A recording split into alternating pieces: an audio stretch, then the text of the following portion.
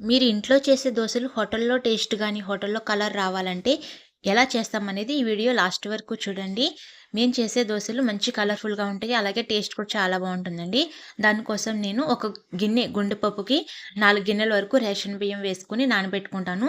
తర్వాత ఏ గిన్నెతోటైతే బియ్యం వేసుకున్నానో అదే గిన్నెతోటి సగం గిన్నె వరకు శనగపప్పు కూడా వేసుకొని దీన్ని నేను 6 గంటల సేపు నానబెట్టుకుంటానండి. నానిన పప్పుని సాయంత్రం శుభ్రంగా కడుక్కొని గ్రైండర్‌లో వేసుకుంటాను. గ్రైండర్‌లో వేసుకునే ముందు దీంట్లోకి ఒక 2 గుప్పెళ్ళ వరకు అటుకులు కూడా వేసుకుంటానండి. అటుకులు వేయడం వల్ల మంచి కలర్ అనేదొస్తుంది.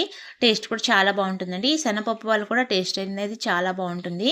ఇవన్నీ కూడా నానిపోయిన తర్వాత బాగా శుభ్రంగా కడిగేసుకొని గ్రైండర్‌లో వేసుకొని రుబ్బేసుకుంటాను. రుబ్బుకునేటప్పుడే దీంట్లో రుచికి తగ్గ సాల్టు, ఇంకా ఒక గ్లాస్ వరకు చక్కెర వేసుకుంటాను.